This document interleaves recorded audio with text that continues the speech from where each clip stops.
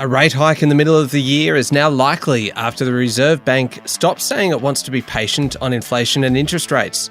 The Prime Minister clears the way for calling an election, which could come as soon as tomorrow, and Tesla releases its sales of electric vehicles in Australia for the first time. It's Wednesday, the 6th of April, 2022. Welcome to Fear and Greed, Australia's most popular business podcast. I'm Michael Thompson, and good morning, Sean Aylmer. Good morning, Michael. Now, look, I want to quick prelude to a story, the last story of the day. What's your favourite scent? As in? Smell. Smell? Oh, it would be coffee beans, fresh ground coffee beans. Ah, yeah. Without a doubt. We've got a great story later in the show about a study from the Oxford University combining a number of odours into 10 main scents and testing them, and they came up with the most popular scent in the world. It's really interesting. Coffee, I'm with you on that, though. I think that's a pretty good call. Is that one of the most popular? No, absolutely not. Well, I look forward to getting your 10 cents worth. The puns. Keep going.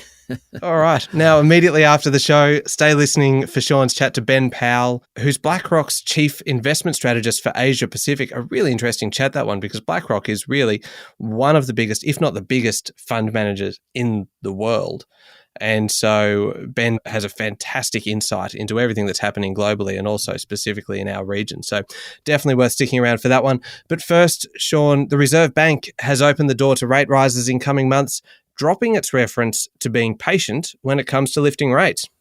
Sure did, Michael, and many investors and market economists now expect a rate rise in June this year. That would be the first increase since 2010. In fact, financial markets have priced in a cash rate of 1.7% by the end of this year, which, if happened, would mean home loan interest rates would be around 5.5% as we head into 2023. And on an $800,000 loan, that's more than $1,000 extra in repayments each month. Now, I think getting to those levels is probably unlikely, but barring a sudden outbreak of COVID cases or an escalation of the war in Europe or some other unseen catastrophe, people will be paying more for their home loans in the second half of the year. But the Reserve Bank hasn't moved yet, though, clearly. No, it left the official cash rate at 0.1%, a record low, but previously the central bank has insisted it was prepared to be patient, patient being the operative word. That line fell out of the monthly communique following the RBA board meeting yesterday morning. Governor Philip Lowe said inflation had picked up and further increases were expected, but growth in labour costs remain low. It kind of feels like it becomes a bit of a month-by-month prospect now. So can we rule out a rate hike next month, which would be in the middle of an election campaign? I think so, because Dr. Lowe said that important additional evidence will be available on inflation and labour costs in coming months.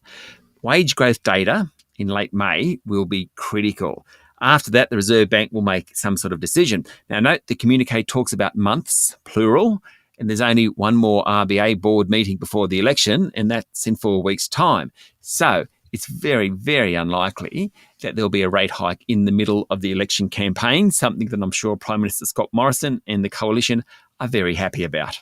I love how you pretty much become Sherlock Aylmer, kind of picking over everything that comes out of the Reserve Bank, looking for clues in this. Oh, but that's the world of economics is quite incredible because everyone sweats on exactly the phrases used by the Reserve Bank. And I've worked in the Reserve Bank, not at that sort of high level, but every single communique out of the Reserve Bank was sweated on internally. And then when it arrived, all the market economists looked for just one slight change, one subtle hint to suggest the Reserve Bank is changing its mind. It's really quite incredible. So you really don't have the work experience kid drafting the media release that goes out, do you? No, certainly not. That must go through a lot of eyes. All right. How did local financial markets respond? Well, the Aussie dollar surged to more than 76 US cents after the announcement. That's its highest level since the middle of June last year. The Australian 10-year bond yield, which is a predictor of future rate levels, jumped 3 basis points to 2.84%. The news that rates could rise hit the share market, though. At one point in the middle of yesterday, the ASX 200 was trading just 1% below its all-time high, which it hit in August last year. But then it fell back after the 2:30 p.m. announcement. It closed at 7,528 points, still up 0.2% for the day. Now, tech and energy stocks led the way. Also, another interesting commodity at the moment is iron ore. It pushed beyond $160 a tonne on the back of strong demand from China. We've talked about it a lot. Great for BHP, Fortescue Metals, Rio Tinto, and of course, the Australian bottom line. All right, we'll be back in a moment with the rest of the day's business news.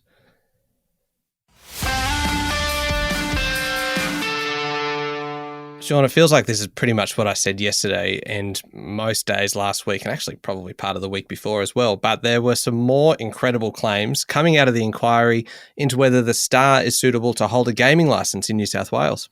It's extraordinary, the number of stories coming from this. Now, the inquiry heard yesterday that Star Entertainment Group provided fake source of funds letters to Bank of China to make deposits by high rollers appear to have been earned by gambling. It's a practice which the group's chief financial crimes officer, Sky Arnott, conceded constituted money laundering. Certainly it hindered Bank of China doing its own money laundering due diligence. Now, Ms. Arnott also said she probably put in the shredder a report she and other executives were likely given in 2019 that linked Sun City junket boss Alvin Chow to money laundering and triad gangs. The inquiry is continuing, but every single day it's unearthing incredible practices. Yeah, I think it's a pretty safe bet that we will be talking about it again tomorrow. Now, the decks, Sean, have been cleared for Prime Minister Scott Morrison to call an election. Yes, the last theoretical impediment was removed yesterday after the New South Wales Court of Appeal refused to overturn the selection of 3 candidates in New South Wales by the Liberal Party in response to a lawsuit filed by State Executive Member Matthew Kaminzuli. The pre-selections of Environment Minister Susan Ley, Immigration Minister Alex Hawke and backbencher Trent Zimmerman can therefore go ahead. Now, the election must be called in the next 12 days. Last time around, Mr Morrison called it on a Thursday, which is unusual because normally it's called to suit the high-rating Sunday night news bulletins. But any day now, we'll know when the election is. It could even be tomorrow because last time round, he called it on a Thursday. And I think that he will call it, if not tomorrow, then certainly this weekend. All right. Now, Opposition Treasury spokesman Jim Chalmers was at the National Press Club yesterday, claiming the economic performance during the past 9 years, which is the last 3 coalition governments, was, on average, worse than the previous Labor government. Yes, and certainly the numbers back his claim. Of course, there was a COVID recession in all of that. Mr Chalmers said Labor had a 5-point spending plan that would lift productivity and help create more secure work and stronger wages growth. Certainly, Labor is pushing on the economy at the moment. And Sean, it seems the Prime Minister is pretty chuffed about the drop in petrol prices. Yes, he thanked the petrol companies for passing through the 22 cent a litre cut in excise announced in last week's budget. Petrol prices in Melbourne, for example, have gone from around $2.10 a litre to a bit above $1.60 a litre in recent weeks. Here's the thing though, Michael. 28 cents of that 50 cent reduction is due to oil prices falling and a stronger Australian dollar, among other things. It's not due to the excise cut. That's why I have never been a fan of cutting fuel excise, particularly from fossil fuels, because in the end, factors outside Australia's control determine petrol prices much more than the excise tax does, and all we end up getting is discounted fossil fuel petrol and a hole in the federal budget. Yeah, and then in 6 months, someone, whichever party's in government, is going to have to put the excise back up again, and you can imagine how that's going to go. That's right. I mean, it's fine if petrol is trading at $1.20 a litre and goes to $1.40. We'll all be upset, but I just don't understand why they took it off to begin with. Yeah, it's an interesting one, isn't it? Now, Sean, Victorian Premier Daniel Andrews said he won't be loosening close contact rules for COVID as requested by the Prime Minister on Monday. Mr Andrews said the National Cabinet, which is chaired by the Commonwealth, was told not to change policy yet. Now, that's after the Prime Minister called on the state governments to change policy. Interesting.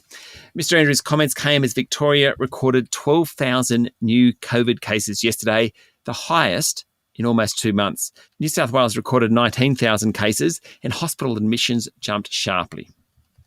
Now, Sean, we've talked about before how it always seemed to be that if you saw a Tesla driving along the road, if you saw one behind you or you were walking as a pedestrian, it was always a bit of a novelty to see them and to see how quiet they are and how quick they are as well. But it has felt like in recent months there are just more and more and more of them. The novelty's starting to wear off a little bit. Tesla has released sales figures in Australia for the first time. Yes, it sold 4,417 of its electric vehicles between January and March. That means, not surprisingly, the Elon Musk-owned car maker dominates market share in Australia of electric vehicles. According to figures collected by the Federal Chamber of Automotive Industries, there were less than 21,000 EV sales all of last year. Now, Tesla hasn't previously released up-to-date figures for the Australian market, but it's now changed its mind on that one. What it does show, Michael, is just how few electric vehicles are actually being sold in Australia. The total car market here every year is about 1 million, give or take. So EVs make up about 2% of the market, that's all. However, here's my bold prediction. I reckon they'll be at 25% by the end of the decade. All right, I'm just penciling that in a calendar, a long-term, long-distance calendar, and we will check back in at about 2030 and see how close you are to this, and I'll hold you to that figure, Sean. Good. All right, now we talked yesterday about rare earths and the government funding a separation plant to the tune of a loan of about $1 billion, I think it was. Now Mineral Resources, which is one of the biggest lithium miners, said it's going to boost production due to unprecedented demand for lithium products. Oh, to know what we do now just 2 years ago. Lithium is a hot commodity. It's in high demand. Now, it's used in electronics and batteries, and of course, that's the future. Everyone wants lithium. Do you know what country is the largest producer of lithium, Michael? I would have said China. Australia is. No. Yeah, and a long way in front. Really? Chile's next, and then China. Yeah, absolutely. It's a long way in front. Manufacturers just can't get enough of the stuff from Australia at the moment. The big winner in all that, of course, are shareholders in some of these lithium companies. Now, Mineral Resources' announcement yesterday sent its share price up 6%. It's up 400% over the past 2 years. And it's the underperformer of the sector. Allkem, which used to be known as Orocobre, is up more than 700% in the past 2 years. Pilbara Minerals has gone from 20 cents a share to $3.50 a share in the last 2 years. If you'd invested $10,000 in April 2020 in Pilbara Minerals, today you'd have $175,000. If only we knew back then. Oh, yeah, where were your long-term predictions back then, Sean? Would have been rather handy. Now, moving on, the Australian Securities and Investments Commission is suing Macquarie Bank, alleging the lender failed to monitor and prevent $2.9 million of withdrawals by a convicted former financial advisor. Yes, Ross Hopkins was sentenced in May 2021 to a maximum period of 6 years for misappropriating about $2.9 million from his clients without their knowledge over a 3-year period from October 2016. But ASIC has alleged in civil proceedings that Macquarie's monitoring of the transactions was limited. According to Financial Review, it claims that Macquarie should have done much more to prevent Mr. Hopkins from moving money out of his clients' accounts. It's one of those stories that banks hate being involved in. Now, a few quick briefs around this morning, Sean, a couple of quick stories to run through. Optus had a network outage yesterday. Yes, it was resolved pretty quickly, but for a few hours, Optus users couldn't make voice calls from mobile or fixed lines, nor through the NBN. IGO Group's hope of acquiring nickel miner Western Areas has been dealt a blow.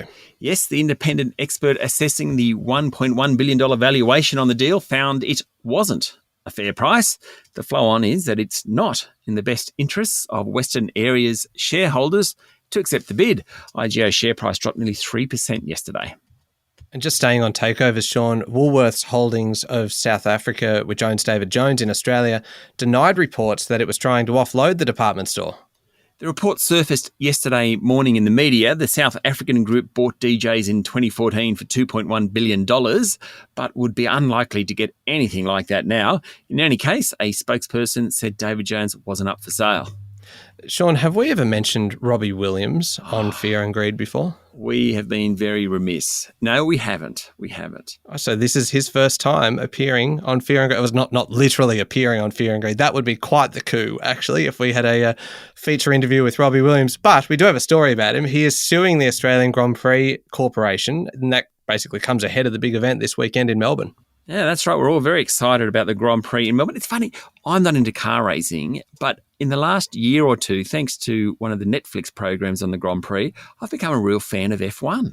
I don't think you're alone there. And there's been a lot of stories just about how much that show has brought so many people who aren't motor racing fans to the sport. It's quite incredible.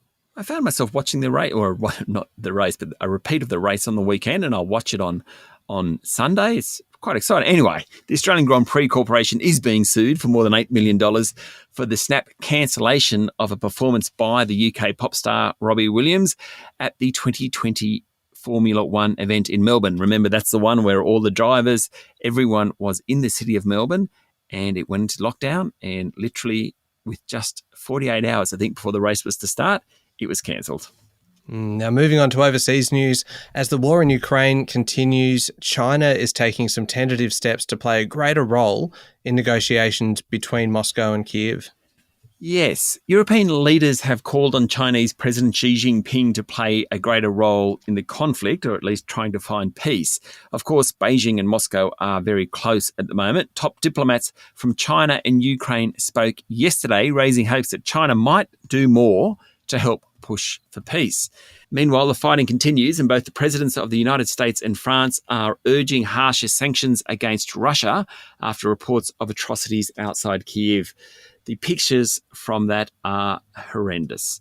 Emmanuel Macron wants to ban Russian oil and coal imports, which would severely hurt Russia financially, while Joe Biden wants to put Vladimir Putin on trial for war crimes. Now, Sean, we've already mentioned Elon Musk once in today's episode, but he's getting a second mention because he has bought $3 billion worth of Twitter shares. Why not? He's worth, what, $200 million or thereabouts? What's $3 billion worth? He can pick up 9% of Twitter for that, Michael.